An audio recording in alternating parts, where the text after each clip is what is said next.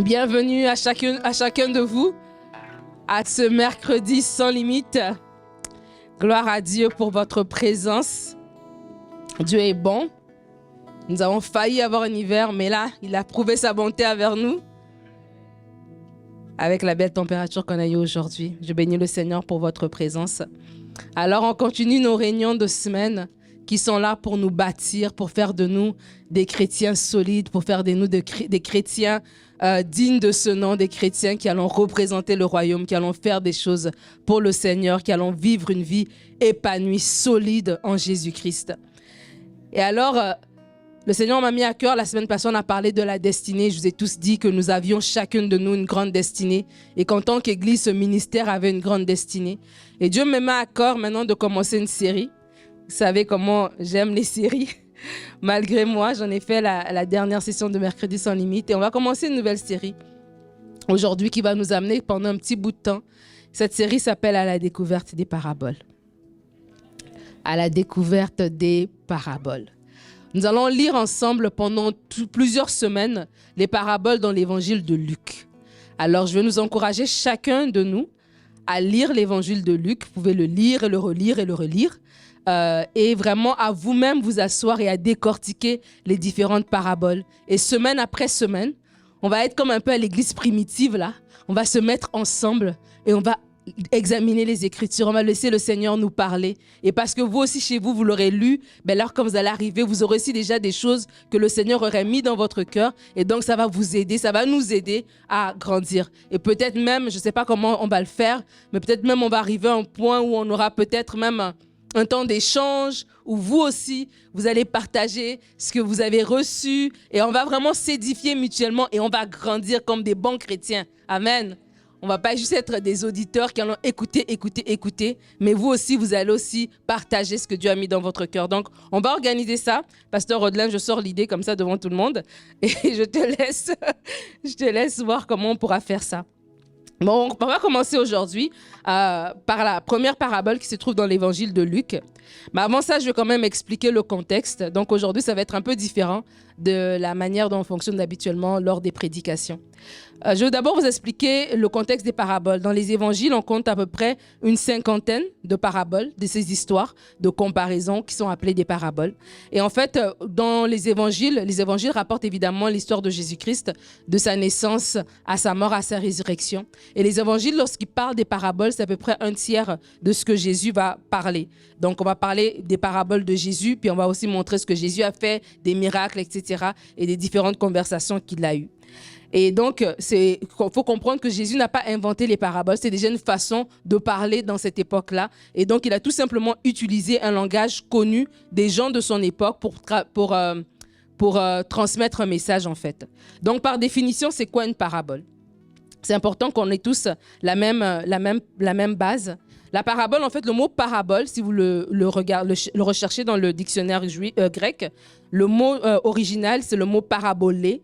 En fait, ça veut dire de façon étymologique, donc le mot lui-même, c'est placement d'une chose à côté d'une autre. Donc, c'est jeter à côté. Donc, ça veut dire que la parabole est une histoire normale, mais à côté de ça, il y a une leçon spirituelle dont on retire. Donc, jeter à côté. La parabole, c'est une histoire terrestre avec un sens céleste. Donc, dans la réalité humaine d'une histoire d'un quotidien, on retrouve, on recherche, on en ressort une leçon spirituelle. Donc, c'est pour ça que quand vous allez lire les paraboles, vous allez voir que c'est des choses de la vie de tous les jours. La parabole va venir d'une histoire de tous les jours que Jésus va raconter. Voilà, une femme avait ceci, un homme avait cela. Et donc, dans cette histoire ordinaire, il en retire une leçon spirituelle pour nous. Et comme je disais, Jésus parlait par parabole. Et il parlait par parabole essentiellement pour 3 raisons. La première, la parabole avait un but didactique, donc ça avait un but d'enseignement. Le but, c'était d'illustrer quelque chose pour instruire, pour nous instruire. Et Jésus, comme je l'ai dit tout à l'heure, les paraboles, ça existait déjà. Donc, il utilisait tout simplement un langage qui était connu des gens de son époque. Et l'idée, c'était que dans la parabole, parce qu'il y avait une illustration, ça permettait à la personne de réfléchir. Donc Jésus parlait à des foules. Il parlait en parabole, pas dans un sens codé pour qu'on ne comprenne pas ce qu'il veut dire, mais il parlait dans un langage qui était accessible pour les gens de son époque. Comme de la même manière aujourd'hui, si quelqu'un voudrait faire une parabole et parlerait de texto et parlerait de Internet, tout le monde va comprendre parce que c'est un langage de nous aujourd'hui. Donc de la même manière, Jésus aussi, lorsqu'il faisait ses paraboles, il parlait avec des mots que les gens pouvaient comprendre. Du levain, un vase, une perle, une table, un machin. Donc, des choses que les gens pouvaient comprendre pour que ce soit accessible et ça poussait la personne à réfléchir. Et c'est important qu'on le sache parce que des fois, on va lire la Bible et ça nous semble inatteignable ou ça nous semble trop lointain, mais il faut toujours se mettre dans le contexte des gens de cette époque-là et de se dire, eux, ils le comprenaient tout de suite en fait. Et des fois, nous, pour mieux comprendre, on doit se mettre dans leur contexte. Je me rappelle une fois, je parlais avec mes enfants et je leur expliquais qu'il fut un temps, quand nous on était petits et qu'on regardait un film à la télévision ou un programme et qu'il y avait une pause commerciale. Et dans la pause commerciale de 2 minutes à peu près, c'est là que tu fouillais, tu allais vite à la salle de bain, tu devais faire ce que tu devais faire, aller prendre de l'eau et revenir parce que la pause allait s'arrêter et le film allait recommencer. Mais je vous dis que quand je leur disais ça, c'est comme si je parlais en parabole. Ils ne comprenaient pas le concept que c'est eux qui devaient attendre après le film parce qu'aujourd'hui, tout est tellement à portée de main que ça semblait bizarre qu'un film peut s'arrêter et toi, tu dois venir à l'heure. Je disais, nous, si le film commençait à 5 heures, tu te dépêchais de rentrer parce que ça commençait à 5 heures. Si t'arrivais plus tard, tu avais manqué le début. Mais pour eux, c'était complètement hors de leur portée parce que c'était tellement loin de leur réalité. Donc, il faut se rappeler de ça lorsqu'on lit la parole et surtout lorsqu'on lit les paraboles, de se dire en fait, le premier auditoire, donc l'auditoire du 1er siècle à qui Jésus parlait, comprenait ces choses-là. Et nous, on doit se mettre dans leur contexte. Donc, ça veut dire que lorsqu'on veut comprendre une parabole, il faut comprendre qu'on n'essaie pas de... Il n'y a pas un principe doctrinal dedans, mais il y a un principe spirituel. Donc, j'essaie de sortir une leçon. Donc, quand je lis une parabole, je dois me poser 3 questions. La première, quel est le but dans lequel cette parabole a été racontée? Et comme je disais tout à l'heure, Jésus ne veut pas faire des mystères. Il veut que nous puissions comprendre la parole. Donc, quand il parle, il te dit déjà ce qu'il est en train de dire. Tout de suite, déjà dans la parabole, que ce soit dans le contexte ou même dans le verset, dans l'introduction ou dans la conclusion, tout de suite, il va te dire à quoi sert cette parabole. Donc, l'idée n'est pas de t'amener dans un mauvais sens, mais l'idée, c'est de t'amener à te poser des questions. Donc, du coup, quand tu lis la parabole, tu comprends d'abord qu'il y a un but. Donc, tu cherches le but de la parabole. Deuxièmement, tu te poses la question à qui est-ce que cette parabole est adressée? C'était dans quelle histoire, dans quelle occasion? Et qu'est-ce qu'il voulait enseigner? Et comme ça, quand tu te poses toutes ces questions-là, tu peux à ce moment-là déterminer quelle est la leçon, quel est le message de cette parabole pour moi. Parce que c'est ça qui est beau dans la parole de Dieu, c'est qu'elle est toujours d'actualité. La parole est toujours d'actualité. Même si je lis une parabole qui date d'il y a 2000 ans, elle est d'actualité. Elle était autant d'actualité pour ces gens-là à cette époque-là, mais elle est encore pour moi aujourd'hui parce que la parole est spirituelle. Il y a une leçon spirituelle. La Bible n'est pas un livre d'histoire. Il y a des gens qui vont étudier la Bible à l'école, qui font même des doctorats ou des masters, des bacs en théologie, mais qui ne sont même pas nés de nouveau. Parce qu'ils le lisent comme un livre d'histoire. Et c'est vrai que la Bible va ramener des histoires vraies. Jésus a vraiment existé, César a vraiment existé, le peuple d'Israël, les Juifs, l'Égypte, tout ça c'est des faits réels. Mais au-delà de ces informations, entre guillemets, historiques, il y a aussi une leçon spirituelle derrière. C'est pour ça que la Bible elle est toujours d'actualité. C'est pour ça que la Bible, la parole dit qu'elle est vivante. Elle est plus efficace qu'une épée à double tranchant. Elle peut venir séparer la jointure de la moelle, l'âme de l'esprit. C'est pour ça que lorsqu'on lit la Bible, que ce soit que vous lisiez les paraboles ou que ce soit que vous lisiez les épîtres, peu importe ce que vous lisez, vous devez la lire comme un livre spirituel. Donc, priez, Saint-Esprit, ouvre mes yeux spirituels parce que je ne suis pas juste en train de lire l'histoire du peuple d'Israël. Dans cette histoire-là, tu veux m'apprendre quelque chose. Dans ce proverbe-là, ce n'est pas juste des proverbes pour mes belles oreilles, ce n'est pas juste un texte philosophique, c'est des leçons de vie que je dois appliquer dans ma propre vie. Donc, Saint-Esprit, rends-moi sensible à ta voix. Vraiment, je vous encourage, c'est une prière qu'on doit faire, d'être sensible à la voix de Dieu. Et Dieu ouvre notre intelligence. Il ouvre notre intelligence. J'aimerais déjà de base que personne ne se sente disqualifié de comprendre la Bible. Que personne ne se sente disqualifié de la comprendre. Elle est accessible à tous ces enfants. Dieu veut parler. Et si la Bible que tu as entre tes mains, tu as du mal à la comprendre, va au CLC, va sur Internet pour acheter une Bible dans un langage que tu comprends. Il y a plusieurs langages. Il y a le français courant, il y a la Bible du semeur qui est beaucoup plus expliquée et tout ça. Il y a le nouvel français, il y a tellement de versions, paroles vivantes, paroles de vie. Bref, il y a beaucoup de versions de Bible pour t'amener le même texte. Donc la Bible garde sa véracité, mais dans un langage qui est accessible parce que le but, c'est que tu puisses la comprendre. Pas juste la prendre comme un livre par cœur, de faire du par cœur, du bourrage de crâne, mais vraiment la comprendre. Des fois, quand on a grandi, on vient peut-être des contextes où à l'école, tu apprenais tout du par cœur. Et celui qui était bon en par cœur, c'est celui qui réussissait. Mais des fois, une fois que l'école était terminée, je me rappelle quand j'étais au secondaire, le 24 juin, le 23 juin, quand l'école était terminée, tu voyais vraiment dans les poubelles des cartables. Les gens jetaient leurs cahiers parce que c'était fini. Ils avaient tout appris par cœur, ils avaient tout régurgité lors de l'examen, puis après, 3 mois plus tard, tu leur poses la question, ils ne savent rien.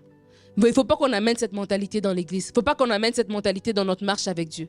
Le but, c'est de comprendre. Le but, c'est d'assimiler la parole. Le but, c'est que la parole vienne nous transformer. Ce n'est pas de faire du par cœur, c'est que la parole vienne nous transformer.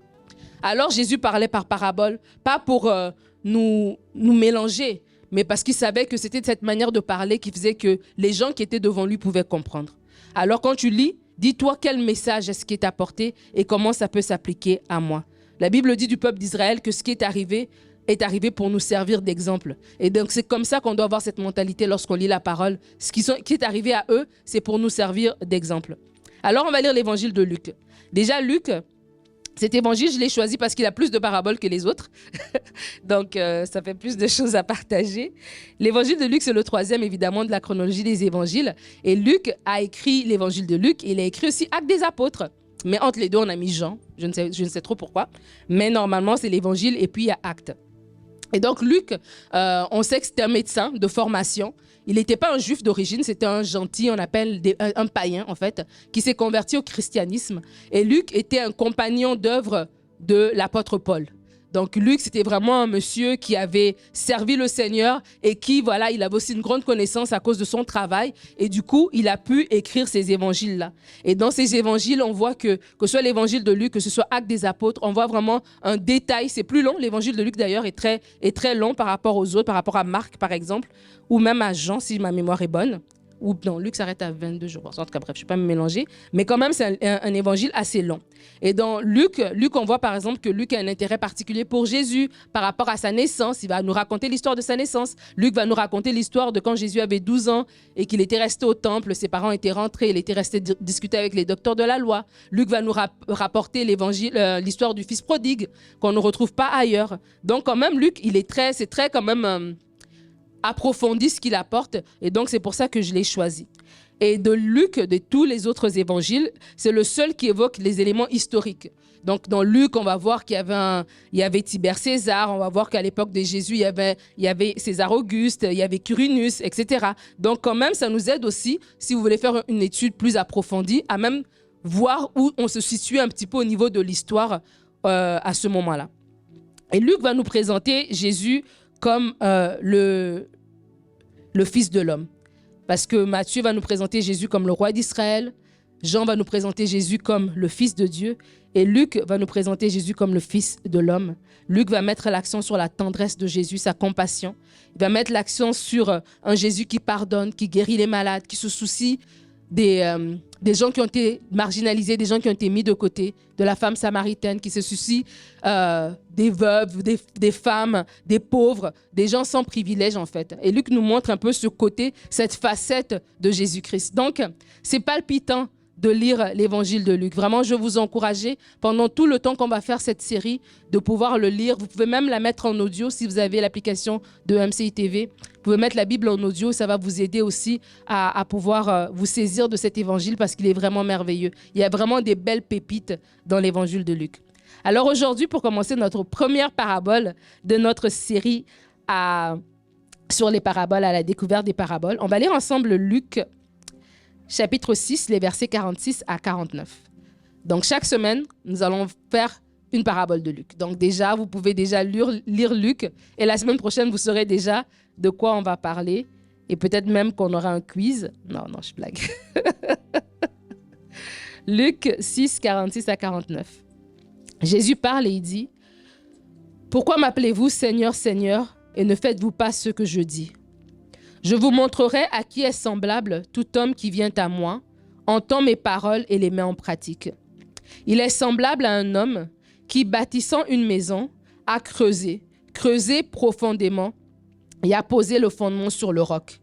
Une inondation est venue et le torrent s'est jeté contre cette maison sans pouvoir l'ébranler parce qu'elle était bien bâtie. Mais celui qui entend et ne met pas en pratique est semblable à un homme qui a bâti une maison sur la terre, sans fondement. Le torrent s'est jeté contre elle, aussitôt elle est tombée et la ruine de cette maison était grande. Je vous ai dit que dans la parabole, tout de suite, on sait de quoi on parle. Et Jésus va commencer la parabole en disant, « Pourquoi m'appelez-vous Seigneur, Seigneur, et ne faites-vous pas ce que je dis ?» Et déjà là, lorsqu'on lit cela, on comprend de quoi est-ce que le Seigneur veut parler. Parce qu'il vient nous parler ici, il nous interpelle sur une vérité qui est profonde. Autant pour les gens qui étaient là à cette époque, qui le suivaient, qui avaient une façon de parler. Seigneur, Seigneur, Sarah appelait bien Abraham mon Seigneur. Seigneur, Seigneur, c'est une façon de dire. C'est comme des fois quand je parle avec mes amis québécois ou français, ils ont du mal à comprendre le concept de maman, papa, parce que pour eux, maman, c'est ta mère et papa, c'est ton père. Alors que dans d'autres cultures, c'est juste un signe de respect. Donc, tu peux être au marché et puis on t'appelle maman. Ça veut rien dire, entre guillemets, tu n'es pas la maman de cette personne. Tu ne vas pas payer les frais de scolarité de cette personne-là. C'est juste un signe de respect. C'est comme quand, dans la culture haïtienne ou dans la culture des Caraïbes ou des Hispaniques, on te dit ma chérie. Ça veut juste dire ma chérie. C'est juste ça. Ne rentre pas chez toi en disant ça y est, j'ai trouvé mon prétendant. Non, non, non. C'est juste une façon de parler. Alors, Jésus est en train de dire, vous m'appelez Seigneur, Seigneur, mais vous ne faites pas ce que je dis. Il nous interpelle pour dire que la vie de disciple, parce qu'on veut être des disciples, ce n'est pas une vie d'apparence. La vie de disciple, ce n'est pas une vie de parole seulement, de parler. La vie de disciple, ce n'est pas une vie de façade. La vie de disciple, c'est une vie plus profonde que ça. C'est ça la leçon. Et des fois, aujourd'hui, on peut penser, on peut dire Seigneur, Seigneur, sans faire ce que Jésus nous demande de faire. Parce qu'aujourd'hui, avec les réseaux sociaux, avec tout ce qu'on voit, on est amené à passer pour des maîtres alors qu'on est encore des enfants. Parce que tout le monde a un téléphone, une tablette, tout le monde a un Internet, tout le monde a une page et tout le monde se met à parler. On peut avoir l'air d'être plus avancé qu'on ne l'est vraiment. Mais Jésus voit nos cœurs. La Bible dit que l'homme regarde ce qui frappe aux yeux, Dieu regarde au cœur. Est-ce que Jésus est en train de dire, tu m'appelles Seigneur, Seigneur, mais est-ce que tu fais réellement ce que je te dis de faire? Parce que tant que tu es en train de parler, ce n'est pas ça la vraie vie chrétienne. Et vraiment, je veux nous interpeller ce matin, que ce soir, qu'on prenne la décision d'être des personnes qui sont affermies. D'être des personnes affermies. Parce qu'on peut beaucoup parler. Et des fois, même dans l'église, on peut même développer une culture de langage. On sait dire Alléluia, on sait se lever, on sait lever les mains. On sait dire Amen tout de suite. On a comme des codes, en fait, à un moment donné, et des habitudes. Et peut-être, des fois, tu es là à l'église, tu es là depuis longtemps. Tu viens tellement depuis longtemps qu'on pense que tu es vraiment affermi, alors que tu ne l'es pas. Parce que tu dis Seigneur, Seigneur. Mais dans la semaine, tes agissements, ta consécration ne suit pas le Seigneur, Seigneur que tu dis. Et Jésus nous dit ce soir, la vie chrétienne, ce n'est pas une vie de façade.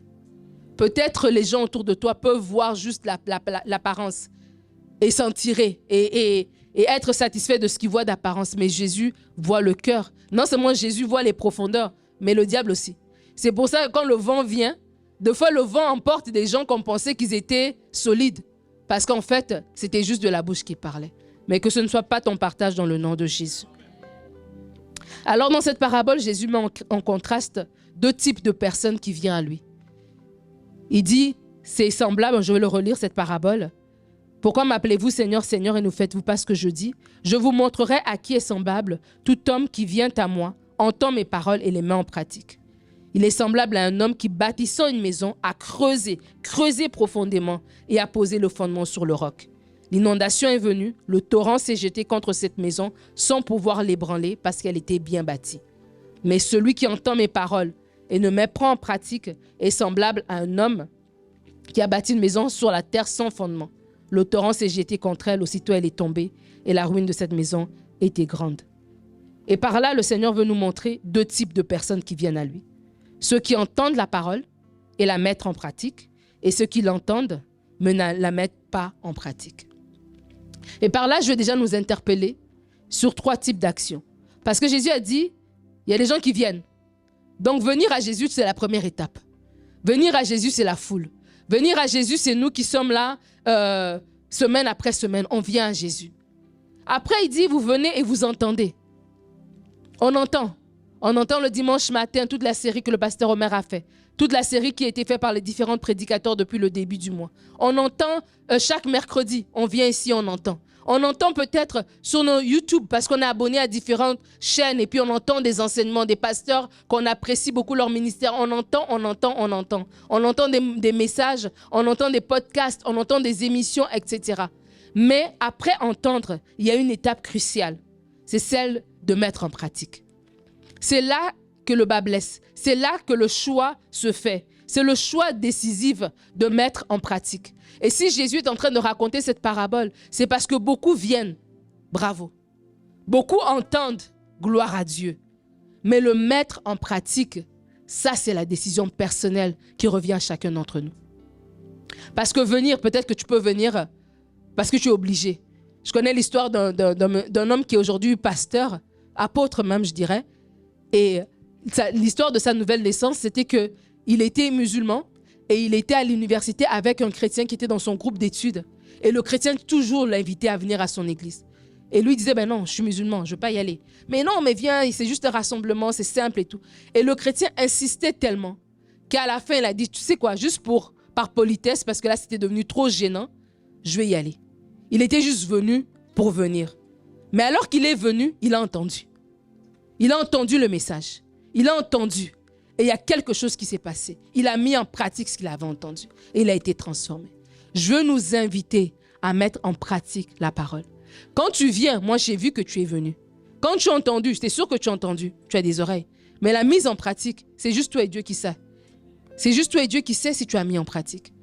Mais le problème, et on va le découvrir plus tard dans cette parabole, ça le dit, c'est que si tu n'as pas mis en pratique, là, même si on ne le sait pas aujourd'hui, le jour où la tempête viendra, tout le monde saura si ça a été mis en pratique ou pas. Parce que là, on verra la solidité de cette relation. Alors, c'est notre choix de mettre en pratique. Mettre en pratique, c'est pas facile. Mais si on dit qu'on aime Dieu, on doit mettre en pratique. La Bible dit dans 1 Jean 5,3 que aimer Dieu, c'est garder ses commandements. Aimer Dieu, c'est garder ses commandements. Ça va ensemble, ça va de pair. Comme il a dit, tu ne peux pas dire Seigneur, Seigneur et tu ne fais pas ce que je fais. Tu ne peux pas dire j'aime Dieu et tu ne gardes pas ses commandements. Tu ne peux pas dire j'aime Dieu, tu marches dans la rébellion. Tu ne peux pas dire j'aime Dieu, tu es méchant. Tu ne peux pas dire j'aime Dieu, tu marches dans le non-pardon. Tu as de l'amertume dans ton cœur. Tu ne peux pas dire j'aime Dieu et tu n'aimes pas sa maison. Je veux dire, ça va de pair. Aimer Dieu et garder ses commandements, c'est un combo. Ça va de pair. Et d'ailleurs, petite parenthèse, quand tu vas dans les restaurants qu'on connaît là, où tout est en combo, quand tu ne les prends pas en combo, c'est plus cher. Si tu aimes seulement Dieu sans garder ses commandements, ça va être cher. La vie va te coûter cher. Ça va être difficile. Ça va être difficile. Si tu gardes les commandements sans aimer Dieu, ça va être difficile aussi, ça va être pénible. Mais si tu aimes Dieu, alors ce ne sera pas pénible de garder ses commandements. Ce sera facile. Tu vas pouvoir les faire facilement. Pourquoi? Parce que tu vas être agréable à ton Père. Alors, il y a des chrétiens. Il y a deux types. Ceux qui mettent en pratique et ceux qui ne le font pas. Mais qu'est-ce que Dieu dit dans Jacques? Jacques, chapitre 1, les versets 22 à 24. Mettez en pratique la parole et ne vous bornez pas à l'écouter en vous trompant vous-même par des faux raisonnements. Car si quelqu'un écoute la parole et ne la met pas en pratique, il est semblable à un homme qui regarde dans un miroir son visage naturel et qui, après s'être regardé, s'en va et oublie aussitôt qui il était. C'est quand même très frappant cette parole de Jacques qui compare le fait de ne pas mettre la parole en pratique à être comme un homme qui se regarde dans un miroir qui part et qui oublie de quoi il ressemble. Ça a l'air fou, mais c'est à ce point-là qu'il dit que ne pas mettre la parole en pratique, c'est fou comme ça. Mais mettre la parole en pratique est un choix que nous devons faire. Et Jésus va dire ici que si tu fais le choix de bâtir ta maison sur le roc, sur la bonne fondation, Et si tu fais le choix de ne pas la bâtir, de la bâtir sur le sable, c'est ton choix. Mais il dit plus loin dans sa parabole qu'il y a une situation qui va arriver. Ça, c'est une situation universelle, peu importe la maison. Comme je parlais tout à l'heure en début de la météo, peu importe la maison. Celui qui habite en appartement, celui qui habite dans une grosse maison à Westmount, celui qui habite dans un chalet, nous tous, nous subissons la même météo. Donc, peu importe la maison que tu as bâtie, Jésus dit, il y a quelque chose qui va arriver, c'est la tempête. La tempête va venir tester la fondation. Et si la fondation est solide, la maison va subsister. Mais si la fondation ne l'est pas, la maison va s'écrouler. Et alors, je veux te poser la question. Je veux qu'on se pose la question. C'est les mercredis, nous allons réfléchir. Nous allons laisser le Seigneur travailler notre fort intérieur. Quelles sont tes fondations? Quelle est ta fondation? Que tu te poses réellement, est-ce que ma fondation, elle est vraiment solide? Est-ce que je l'ai bâtie sur le roc qui est Jésus-Christ ou elle est bâtie sur le sable? Elle est bâtie sur des émotions. Elle est bâtie sur si j'ai envie ou j'ai pas envie. Elle est bâtie un peu sur la parole et un peu sur ma culture. Un peu sur la parole et un peu sur mon opinion, ma façon de voir les choses. Un peu sur la volonté de Dieu et un peu sur ma volonté. Il faut se poser la question. C'est la solidité de ta fondation va faire toute la différence. Je me rappelle quand on a construit notre maison, on allait voir de temps en temps comment se passaient les travaux. Et en fait, le processus de faire la fondation est le plus long. Parce qu'après le reste, les différents corps de métier vont faire. Et ils vont se relayer. Ceux qui font les murs vont les faire, ceux qui font les fenêtres vont les faire. Et puis chacun viendra poser et tout ça. Mais la fondation, c'est l'élément qui est le plus long. Parce qu'il faut creuser, il faut enlever les cailloux et tout ça. Et puis après, il faut établir la fondation, couler le béton et attendre que ça sèche. Pendant 3 semaines, on ne bouge pas, on ne fait rien. Pourquoi? Parce qu'il faut que ça sèche, ça soit assez solide pour soutenir la hauteur de la maison. Et par là, c'est un principe qu'on fait dans la vie de tous les jours. Mais il y a une leçon aussi derrière. Je veux nous encourager à avoir des fondations qui sont solides. Peut-être ça prend de la patience pour avoir une vraie fondation. Mais ça va te faire une fondation qui est solide, qui va pouvoir tenir à toute épreuve. La patience, le temps que ça prend de lire ta Bible. Quand on parle, on dit, on va étudier les paraboles. Peut-être que c'est pas cool. Peut-être que c'est pas attrayant. C'est un peu comme quand j'ai fait la série sur le caractère. C'était pas... Même moi-même, j'ai dit, c'est pas le plus vendeur comme thème. Parce que des fois, on veut écouter ce qui nous fait du bien à l'âme. Ce qui chatouille nos oreilles. On veut écouter les belles choses, nous dire qu'on est beau, on nous dire que voilà, tout est beau pour nous. Et c'est vrai. Dieu a des bons plans pour nous. C'est vrai. Mais notre fondation doit être solide. Parce que la vie, elle n'est pas facile. Le diable, il rôde. Il rôde, il cherche l'ennemi, il cherche une occasion favorable. Et si notre fondation n'est pas solide, on ne pourra pas tenir. Mais il nous montre ici que lorsque le vent va arriver, c'est une situation qui va arriver, la tempête va s'arriver. Mais si toi, tu as fait le bon choix, ta maison va tenir. Et je parlais de la fondation, justement pour dire que, parce que où on habitait avant, à Repentigny, on avait des maisons un peu proches de nous. Donc même quand il y avait le vent, tu ne sentais pas trop. Mais où on habite maintenant, on a un boisé. Et puis les voisins sont quand même un peu loin. Et donc des fois, quand il y a la tempête, quand il y a une grosse pluie, tu sens les branches et tout ça. Et des fois, ça m'arrive de me dire, ah non, c'est vrai. La fondation elle est solide, la maison ne va pas s'envoler. Même si le vent souffle fort dehors, je suis tranquille, je peux me promener tranquillement dans ma maison. Je suis à l'abri. Et c'est ça que je veux nous inviter. À avoir cette assurance qu'on a bâtie sur la fondation solide qui est Jésus-Christ. Donc nous sommes à l'abri. Peu importe la situation qui peut arriver devant toi, tu ne vas pas être ébranlé. Tu ne vas pas être enlevé, soulevé, balayé par le vent. Non, non, non, non, non. Tu es bâti sur Jésus-Christ, tu es à l'abri. Tu es la prunelle des yeux de l'Éternel. Tu es dans sa main. Il te garde. Il te garde, il prend soin de toi. Tu n'as pas à avoir peur. Tu n'as pas à te sentir inquiet de l'avenir. Mais alors la tempête. La tempête, comme j'ai dit, va venir tester nos fondations. Et c'est là qu'on sait quelles sont réellement nos fondations. La tempête, c'est quoi? La tempête, c'est un problème de couple. Le problème de couple vient tester la fondation. La fondation, est-ce qu'on va se disputer jusqu'à fatiguer? Ou la fondation de je suis un homme de Dieu, je suis une femme de Dieu, je suis enfant de Dieu, je vais mettre en pratique la réconciliation, je vais mettre en pratique la parole qui dit qu'une réponse douce calme la fureur. Je vais mettre en pratique la parole qui dit de rechercher l'amour, de rechercher la paix avec tous. Est-ce que je vais mettre ça en pratique ou bien c'est ma culture, ou bien c'est ma chair, c'est ma pensée qui va aller de l'avant? C'est là que la fondation est testée. La fondation est testée quand je vais chez le médecin. et qu'il me donne une mauvaise nouvelle, est-ce que je vais paniquer tout de suite? Est-ce que je vais appeler mes proches pour leur dire, voici, séparez-vous mes biens? Ou est-ce que je vais dire, non, non, non, ça c'est la parole d'un homme, mais la parole de Dieu dit que par les meurtrissures de Jésus-Christ, j'ai été guéri. La parole de Dieu dit que je ne mourrai pas, je vivrai, je raconterai les hauts faits de l'Éternel. La parole de Dieu dit qu'il me réserve des longs jours, je serai rassasié de jours. C'est ça ce que la parole de Dieu dit. Je serai rassasié de jours. Donc, heureux et rassasié de jours. C'est ça mon héritage.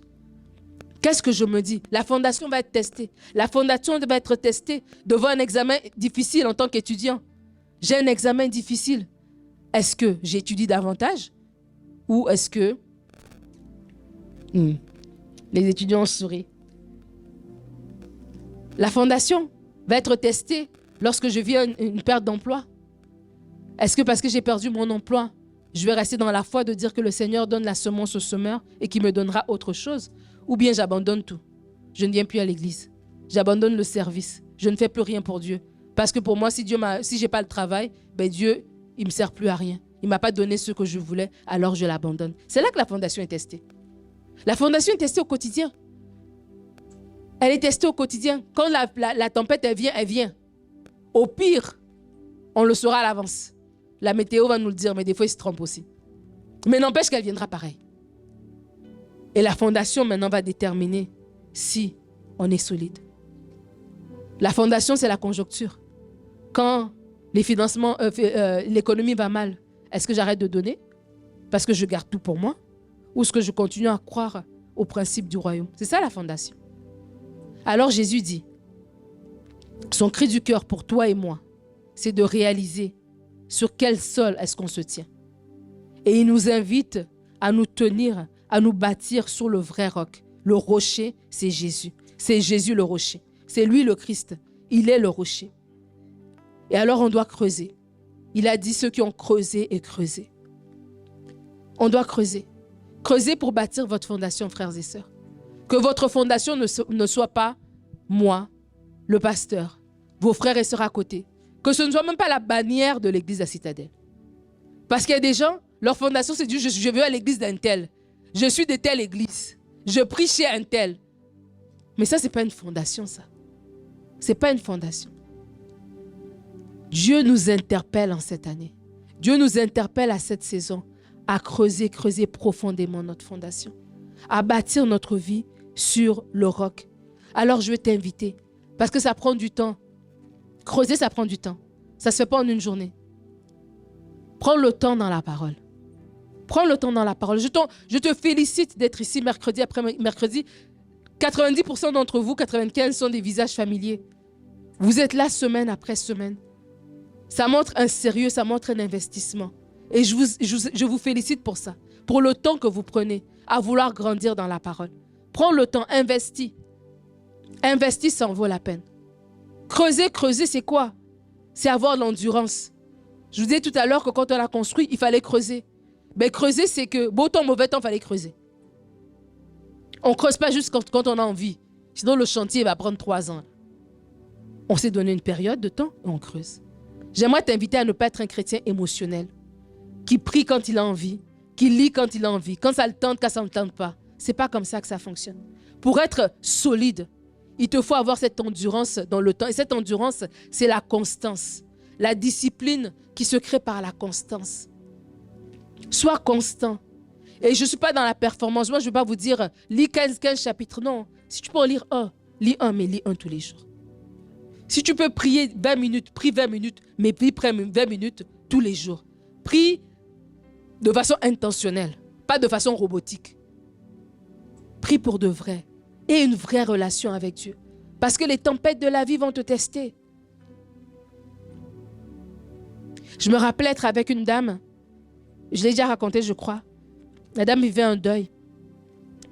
Et alors qu'elle parlait, elle se lamentait. Et c'était normal, elle était triste.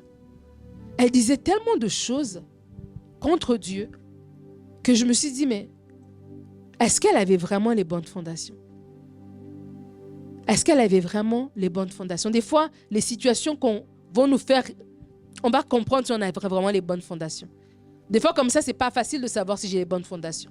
Mais quand quelque chose va me piquer, Si ma réaction, c'est de me tourner vers Dieu, si ma réaction, c'est d'honorer Dieu, je saurai où est ma fondation. Mais si ma réaction m'amène à faire des choses qui déshonorent Dieu, à parler contre lui, à détruire sa maison, ben là, c'est un indicateur. Je ne pourrais pas blâmer la situation. La situation n'est qu'une tempête qui est venue révéler ma fondation. Alors, je veux nous inviter à endurer. Ta fondation doit être solide. Ta fondation, ta foi doit être solide. Mes amis, il y a une persécution qui arrive. Qu'on ne l'oublie pas. Il y a des gens qui vivent une vraie persécution en termes où on vient, on les met dehors, etc. Dans les pays, par exemple, musulmans et tout ça, ou même dans les pays de l'Inde, Pakistan, tous ces pays-là, ils vivent une vraie persécution où tu es vraiment en danger pour de vrai. Mais nous aussi, on vit une persécution. Hein. Ne pensons pas parce qu'on est en Occident, on est à l'abri. Lorsque petit à petit, on t'amène à renier ta foi, à diluer tes convictions, mais c'est de la persécution. Mais c'est juste plus subtil. On appelle ça la persécution étau, comme un auto qui, tranquillement, ça se resserre sur toi. Mais ta fondation doit être solide. Lorsque Jésus va revenir, il doit nous trouver comme cette épouse, sans tache, ni ride, ni rien de semblable. Il va nous trouver comment si notre fondation, elle est solide. Qu'on aura su tenir, que devant des situations difficiles, par l'Esprit de Dieu, on saura quoi faire, quoi dire pour s'en sortir, pour garder notre témoignage, pour garder notre foi. Bâtis une maison à toute épreuve. Que ton amour pour Dieu aille en augmentant. Que ton amour pour Dieu aille en augmentant. On va vers le Seigneur, certes, mais quelle est notre réaction par la suite? Quelle est notre réaction par la suite? Je nous invite à ne pas être des auditeurs oubliés. Je nous invite à ne pas être des gens qui viennent juste pour écouter. Parce que ça fait plaisir aux oreilles. Parce que c'est le fun. Parce qu'en cette saison, j'ai besoin de quelque chose pour aujourd'hui. Et je comprends, c'est naturel, c'est humain. Et Dieu veut répondre à nos besoins. Mais Dieu veut aussi passer du temps avec nous. Dieu veut être en communion avec nous. Alors venir au Seigneur pour qu'il réponde à nos besoins, c'est légitime. C'est légitime. Je ne veux pas que quelqu'un se sente condamné parce que moi, je suis en train de prier en ce moment. J'ai un vrai problème. J'ai une vraie situation. Oui, tu as le droit, tu es enfant de Dieu. Comme mon enfant, je veux qu'il me demande. Je veux qu'il me partage ses défis. C'est normal. Mais je ne veux pas que notre relation se limite à ça. Que le jour où il n'a pas besoin de moi, il ne me parle pas dans la maison. Ce serait un non-sens. De la même manière pour Dieu. Vous avez des besoins, c'est légitime de les présenter. Mais allez au-delà de juste présenter vos besoins. Allez au-delà de juste présenter vos besoins. Bâtissez cette fondation qui est solide. Parce que les vents vont venir. Qu'on le veuille ou pas, les vents viendront. Ils vont souffler très fort. Mais notre maison, votre vie, va tenir. C'est les bâtir sur une fondation qui est solide. C'est les bâtir sur Jésus-Christ. Et bâtir sa fondation sur le roc, c'est garder les commandements. C'est décider aujourd'hui, je vais lire la parole, je vais la méditer. La parole ne sera pas juste quelque chose que je cherche le dimanche avant de partir. Ça va être un livre que je vais méditer tous les jours. Et je ne le médite pas comme un livre d'histoire. Je comprends que c'est un livre spirituel. Je l'ouvre en priant, Saint-Esprit, parle-moi. Et lorsque je lis la parole, je prie, Saint-Esprit, comment est-ce que je peux appliquer cette parole dans ma vie? Comment est-ce que je peux être un témoin pour toi? Comment est-ce que je peux être un vrai disciple? Et le vrai disciple, il le sait, mais son entourage aussi le sait. Il faut que dans votre vie, il y ait un avant et un après. Que les gens autour de vous commencent à remarquer un changement. Que vous-même, vous remarquiez un changement. Que vous-même, devant certaines tempêtes, vous dites, il y a 5 ans, j'aurais pleuré. Il y a 3 ans, j'aurais tout cassé. Il y a 2 ans, je me serais fâché. Il y a 6 mois, tu m'aurais dit ça. La police sera arrivée. Je t'aurais bloqué sur tous les réseaux. Mais je suis transformée. Transformée par une parole que j'ai mise en pratique. Il dit, si tu la mets en pratique, tu es comme quelqu'un qui a bâti sur le sable. Mais si tu la mets en pratique, tu pourras tenir sur la durée. La parole de Dieu dit dans Deutéronome 32, versets 1 à 4. Cieux, prêtez l'oreille et je parlerai. Terre, écoutez les paroles de ma bouche. Que mes instructions se répandent comme la pluie. Que ma parole tombe comme la rosée. comme les ondées sur la verdure, comme des gouttes d'eau sur l'herbe. Car je proclamerai le nom de l'Éternel. Rendez gloire à notre Dieu. Il est le rocher. Ses œuvres sont parfaites, car toutes ses voies sont justes. C'est un Dieu fidèle et sans iniquité. Il est juste et droit. C'est ça que la parole dit de notre Dieu. Et le titre de mon message, je l'ai gardé pour la fin. C'est « Deviens un chrétien solide ». Deviens un chrétien solide. Deviens un chrétien dont la maison est bâtie sur le roc. Un chrétien dont la pluie peut venir, les torrents peuvent s'abattre. L'ennemi peut amener toutes sortes de tentations devant toi. Tu tiens ferme. L'ennemi peut t'amener toutes sortes de vents devant toi. Tu as tellement la parole en toi que tu sais répondre parole pour parole. Alors que l'ennemi vient te tenter. Jésus était dans le désert. L'ennemi vient avec des paroles. Il est tellement audacieux qu'il cite même des paroles de la Bible. On a dit que si tu tombes, il ne permettra pas que ton pied heurte une pierre. Waouh! L'ennemi est audacieux. Il pourrait t'amener aussi des vraies paroles. Mais tu dois être tellement solide que tu sais reconnaître que non, ça c'est une ruse de l'ennemi. Ça c'est une tentation, ça c'est un piège. Et c'est comme ça que tu vas tenir ferme devant les tempêtes de la vie. Dieu nous appelle à faire des choses extraordinaires. Le ciel est ouvert sur nos vies, frères et sœurs. Mais le ciel est ouvert dans la capacité que nous avons d'être solides et de tenir ferme. Et je veux nous encourager cette année à être des chrétiens solides, des chrétiens matures. Peut-être c'est pas drôle de lire les paraboles, de lire l'évangile et tout ça, mais ça va payer dans le temps. Parce que ça va déposer en vous des semences qui vont porter du fruit dans le temps. Alors je nous donne cet exercice. Nous allons lire l'évangile de Luc. Nous allons lire les paraboles. Alors, vous pouvez déjà vous préparer pour la semaine prochaine, pour la prochaine parabole qui va être partagée. On va le faire dans l'ordre. Comme ça, il n'y a pas de surprise. Et ensemble, nous allons nous édifier. Et ensemble, nous allons grandir pour être des chrétiens solides. Que Dieu vous bénisse.